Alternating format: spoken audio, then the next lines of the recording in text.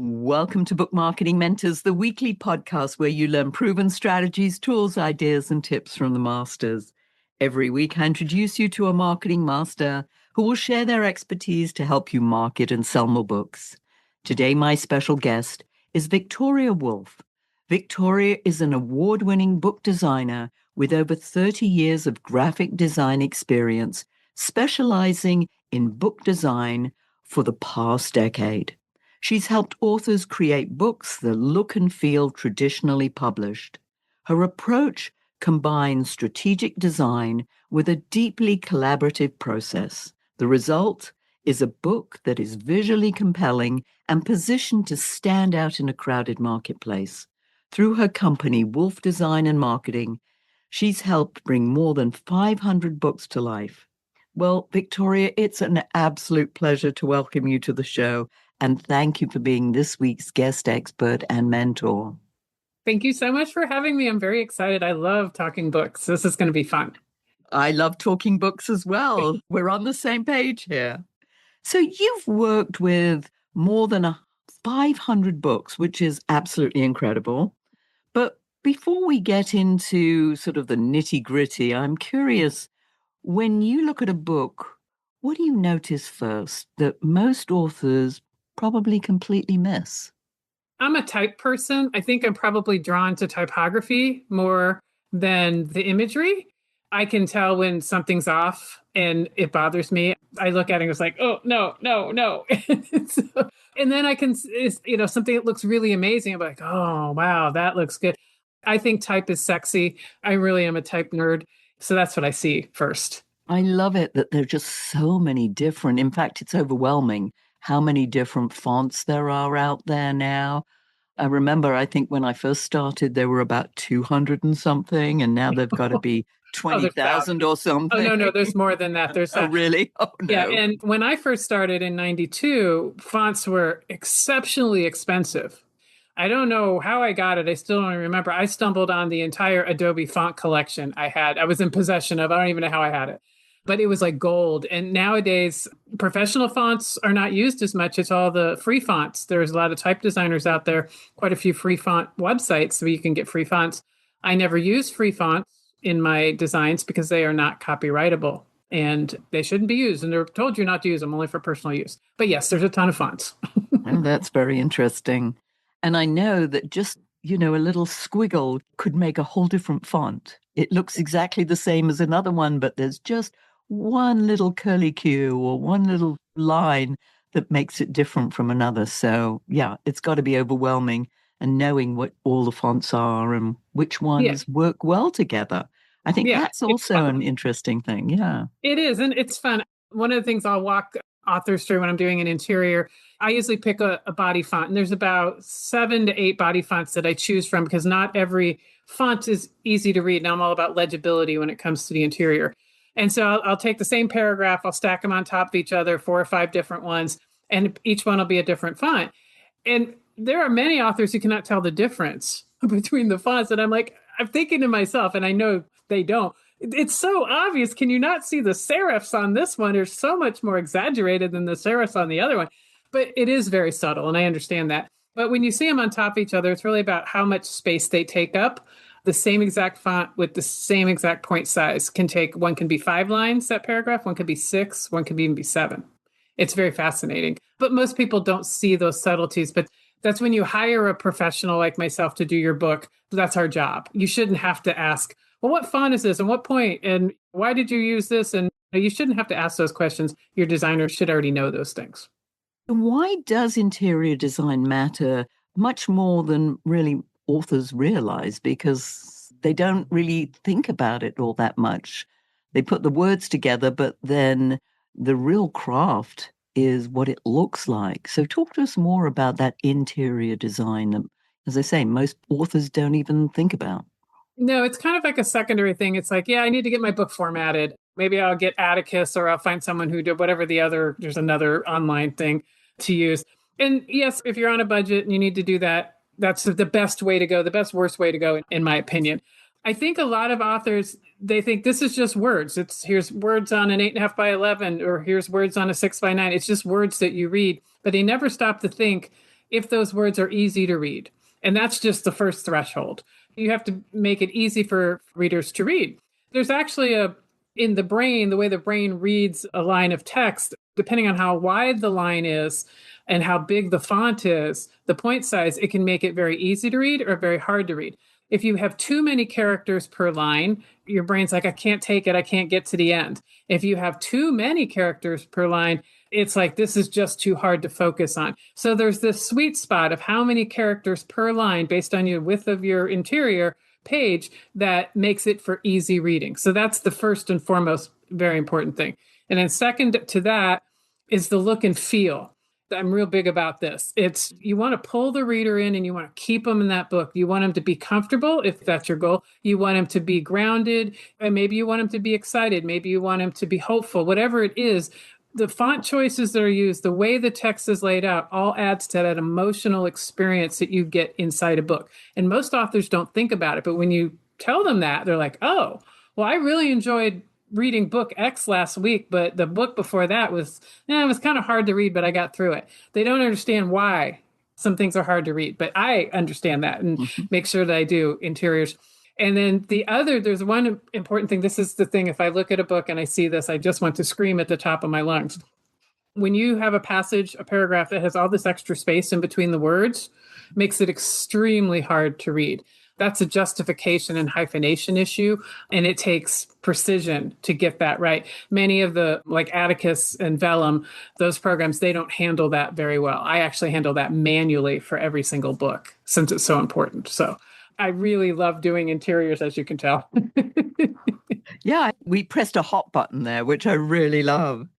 It's just hard to read otherwise, and it's not fun. I guess I'm the one woman campaign here to, make interiors beautiful again, or whatever it is, but I'm all about that. Well, the reader experience is so important because you gave these great examples. I loved reading this book. It was easy.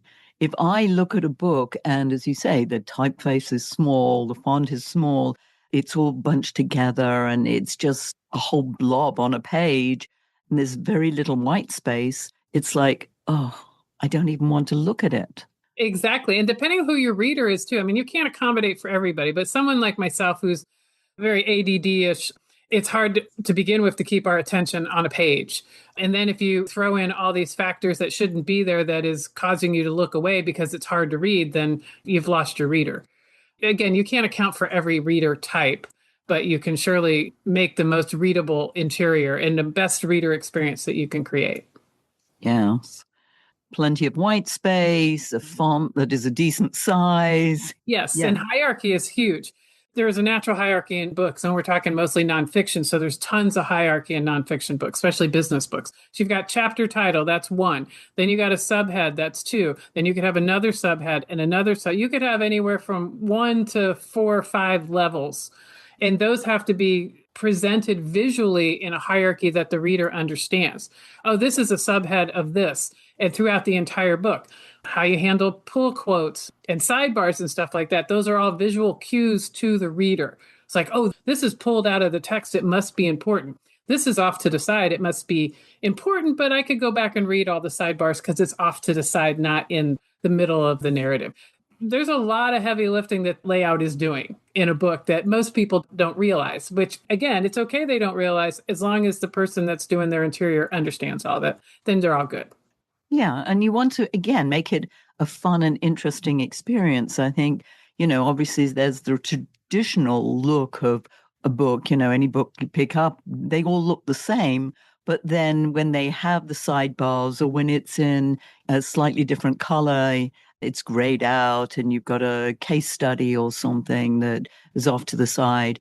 I've written a couple of dummies books, and the way they lay out the books, the For Dummies series, with little icons that mean different things. And obviously they give you that at the beginning, but it makes it interesting and fun to read. And I think that adds to the experience if it's fun and interesting for the reader. Oh, definitely. And those dummies books are designed for a reason. All the icons and everything is so that it makes it easily digestible. They're called dummies books for a reason. They're supposed to be very basic and take you from basic to a good understanding by the time you're through the book. And typography and layout all add to that. If you did those books differently than they are, they won't be as easy to digest as they are. That's very, very important. And I like to put a lot of graphics, not a lot, but graphics in even my fiction interiors. I think that the days of just text are behind us. I think adding, visual interest throughout the book is very important because we're all busy and we all have some level of focus issues. And so the more that you can make the interior interesting and it changes from page to page, not dramatically, but a little bit, the more the reader will stay interested and stay in the book. Yeah, and that's important too. I mean, Mm-hmm. as we know, people's interest level, is very short these days. We've got to help make it easy for them. As they say, don't make this difficult because if it is, then I'm not going to participate in the game. Exactly. The font size. That's probably the biggest concern I get. I work with authors of every age group, but a large percentage of them are older, middle age or older. And one of the big concerns of all of them is the type size. Is it going to be legible? And again, I referenced earlier that there's a little formula, how many characters per line based on your line width.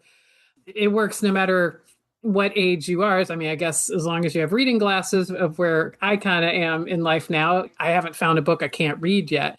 But there have been some books that the type was so small. I don't know what they were thinking that even 25-year-olds will have trouble reading it. It's uncomfortable. I got to really concentrate. And you don't want to do that when you're reading. Yeah, that's exhausting.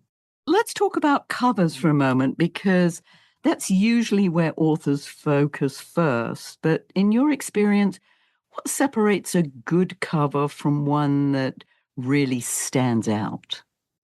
Well, a cover has one job, and that's to get the potential reader to stop in their tracks, take a look, and commit to another action, like click the button, pick up the book, flip it over, read the back blurb, whatever it is, whatever the action is to get them deeper into the book. And to do that job, there's a lot of things a cover needs to accomplish, even though they only have one job, there's a lot of components to it. But first and foremost is being on genre. I see a lot of self-published authors who are either attempting to do their own cover or they're highly art directing a designer that they hire, and they are completely off mark when it comes to genre. Readers of certain genres expect certain things. It's kind of like, to breathe because your body just does that. What a thriller cover looks like versus a memoir versus a business book. When you cross those lines, readers get confused and they just go away. They don't even try. And so that's the most important thing. Secondly, is conveying the emotional weight of the book or the emotional tone of the book. And this is a little bit more important in fiction than it is in nonfiction, but it's still a component in fiction, especially for memoirs. It's like, is it hopeful? Is it dark? Is it, you never want to have this, like, let's say you have this happy cover with a smiley face and all these beautiful colors. And then you get into the book and it's so dark. It's a journey you didn't expect. You're going to be so let down as a reader. And I don't know how many people you're going to tell about that this is not a good book because you felt like it got duped. And so that's really critical that your cover really is representational of what readers are going to find in your book. Where does color play into this? I mean, I know that there are, like in fashion, there are fashionable colors over the years. I've seen this, but talk to us a little bit more about that. Well, color for me, I don't use color in a very strict way. It's like, oh, this is a business book, we must use navy. Or this is a thriller, we must use red. It's whatever speaks to the story and speaks to the imagery on the cover is the direction I go in. I know that there's a distinction, even though all the work that I do is designed to look like a traditionally done book. There is a difference between traditionally published books and self-published books. You have a little bit more leeway and you can take more risks with traditionally published books because you have all that backing behind you and you have that publisher getting your book into all these bookstores no matter what. So the self-published author has to be, I hate to say this, like a little safer, but self-published author is unknown and has to prove themselves. And can we take risks? Yeah, I do some covers that take risks. There's nothing wrong with that. But when it comes to color, if you want to follow a trend, you're probably going to do that more if you're a traditionally published author than if you are a self-published author, because trends change a lot. and it costs money to change a cover. Even though every 3 to 5 years you should change a cover, but not every author has those funds to do that. And you've also got to love your cover. I always say to my authors, make sure you are absolutely 110, 120% in love with that cover. Because if you aren't, I know, and I've seen it, you're going to be embarrassed by it and you're not going to sell it. Exactly. I tell authors that all the time. I never want an author to be at a book signing table and in the back of their mind going, oh my God, we should have went with the other cover, or God, I really hate that, whatever, on my cover. Because it gets in the way, and it gets in the way of everything, marketing, everything. And so you have to love the cover. But one of the things that I see a lot with self-published authors, and this is difficult, it's a push and pull, is you have to love your cover, but you also have to understand that your cover needs to work for the reader. So there's a job a cover does. And sometimes the authors are so into their book and their story because, of course, they've been writing it for however many months and years they've been doing it. And they don't look at, well, what does my cover need to sell this book, to get a reader interested? And sometimes covers are far too personal. They have a photo they want to use or an imagery they want to use that means so much to them. And I respect that, but it's not going to mean anything to the potential reader. It might by the time they're done reading it, but you've got to get that book in their hands first. That's a difficult dance sometimes. Yeah, no, I agree with that. And I often say to authors, test it with your target audience because they say to me, well, did you like it? What do you think about it? And I said, I'm not your audience. Take it to your audience, your target audience, and ask them what they think about it because that's going to help you much more than me saying, yes, I like it. No, I don't. Oh, yeah, exactly. It's not like, hey, let me see if my mom likes my cover. I mean, mom, yeah, we want mom's approval all the time. If mom's your target audience, then yeah, maybe that's good. But you're exactly right. The people that you ask for opinions on anything visual or anything written with your book should be your target audience. Because in fiction is such a good genre to use as an example. If you've got someone who reads thrillers and mysteries, and you're asking them to judge on a romance cover, or a sci-fi cover, they're going to be like, oh, it looks pretty. They're going to give you some visual guidance, sort of. But what you're really asking is, does this work as a fill in the blank with your genre? Does this work as a fiction cover? Does this work as a thriller? Does this work as a business cover? Because that's the goal of the cover. And unless you read those genres, you're not going to be able to help with that opinion or not. I'd love your opinion about using your own photo on the book cover because I've got a lot of authors who want to have their picture on the cover. What's your take on that? I find that many authors, they don't want to do that. And I have actually suggested it to a few authors when I feel like it's proper to do and it's the right move. And they're like, oh, I get, they're usually hesitant. So it's great to hear there are authors out there that are not hesitant. I always say that if you're somebody, people in your circle know, they know your face, like you've done a lot of marketing, you have a huge network, and you're writing a book that advances your authority in your industry, then by all means, put your picture on the cover if that's going to sell more books.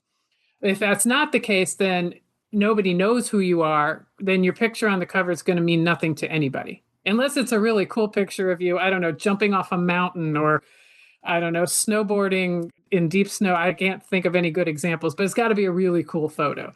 But if you're a speaker and you have a large following, then I would say, yeah, use your picture. And it's got to be a good picture. And not to say that people don't look good. The composition of the picture has to work on a cover. And the expression is so important. If you're frowning in the least or you look a little uncomfortable, I mean, that's not going to work either. So it's really a decision on the photo, how the photograph turns out too. And even if you have a small picture on the back in your bio, let's say for a softcover book, or even, a hardcover book where your picture is on the interior flap, that you want to be smiling because, again, it's exuding warmth that you want your reader to feel about you and obviously the contents of your book. Oh, yeah, definitely. And when it comes to those photos, I think if you're writing a book about authority, that's either you put your picture on the cover or not, you're going to want to put your picture on the back of the book. That's a question I get all the time. Well, should I put my picture on there or just the about the author on the inside? And I said, if your authority, your knowledge, your experience, your education, all that makes you the perfect and the right person to write this book, then that needs to go a little snippet of your bio and your picture on the back cover because that's going to help sell the book. But if it doesn't, and sometimes memoirs fall into this category, then, just put the picture and leave out the other author on the inside. But for those who put the picture on the back of the book and on the inside, I will typically suggest a more professional, a warm professional one for the back cover, and then maybe a more casual one about the author on the inside to show the other side of the author. Maybe doing something fun like hiking or biking or something like that, just to mix it up a bit. And show that you're a real person, Yes, which is always exactly. nice Yeah. for people to know. Because people want, and I've had some authors, it's like, do I really need to put my picture in the about the author? I says, it's not a requirement, but people they want to connect with you and see your picture. And the only way they can even begin to connect with you is see your picture. So it's important. We all do that. We always like, oh, who's this author? And we flip to the back of the book. Oh, that's what they look like. At least I do that. I've always done that. I do too. I Yeah. want to know what the author looks like. If an author's already got a cover, what's one change or element that could take it from, let's say, an okay cover to an exceptional cover? I'm going to go back to typography and hierarchy, taking a good hard look at that typography and see if your hierarchy is in good order. And when I say hierarchy, basically you have title, subtitle, author name. And there is a hierarchy. Title is always bigger, subtitle smaller, author, depending on the author, it's somewhere in the middle. Sometimes it can be bigger, depending on the author name too. If you have a big, long name, it's usually smaller. But the title is the most important, and then the subtitle. If you have everything, and even within a title, say you have a 3-word title and there's one word that's more important. Well, if you put all the words at the same size, it may work, it may not. But if you really want to drive a point home, then maybe within the title, one of the words is bigger than the other 2 words. And so every title is different and every cover is different. So it just depends. But typography is usually the best place to start. And for me, typography, the title and everything is the star, and then the graphics are the supporting characters. But they all work. They're all very, very important together. So I don't think you can have one without the other, actually, because I've done quite a few more business books that don't have a lot of imagery, and they are just really about the title and some interesting background. Well, it's a wonderful segue, Victoria, for you to tell our listeners how they can find out more about you, your services, and that they can take advantage of your brilliance. Oh, well, thank you. You can find out more about me at wolfdesignandmarketing.com. We also have a YouTube channel, Wolf's on Books. My husband and I work this business together. I do all the fun, pretty creative stuff, and he does all the production stuff. And he does a lot of the marketing too. And that would be on YouTube at Wolf's on Books. Yeah, those are the best ways. And I'm on LinkedIn as well. So Victoria Wolf. Excellent. And we'll put all those links in the show notes so that people can grab them and have a look. Excellent. And as you know, Victoria, we always have our guests leave our listeners with a golden nugget. What's yours? You really can judge a book by its cover, so do not skimp on your cover design. Oh, short, sweet, and to the point without any shadow of a doubt. Yes, you don't judge a book by its cover, but yes, you do. So true. Thank you so much for sharing your wisdom. This was brilliant. I loved it. And listeners, if your book isn't selling the way you wanted or expected to, let's you and I jump on a quick call together to brainstorm ways to ramp up those sales, because you've invested a whole lot of time, money, and energy, and it's time you got the return you were hoping for. So go to bookmarketingbrainstorm.com to schedule your free call. And in the meantime, I hope this powerful interview sparks some ideas you can use to sell more books.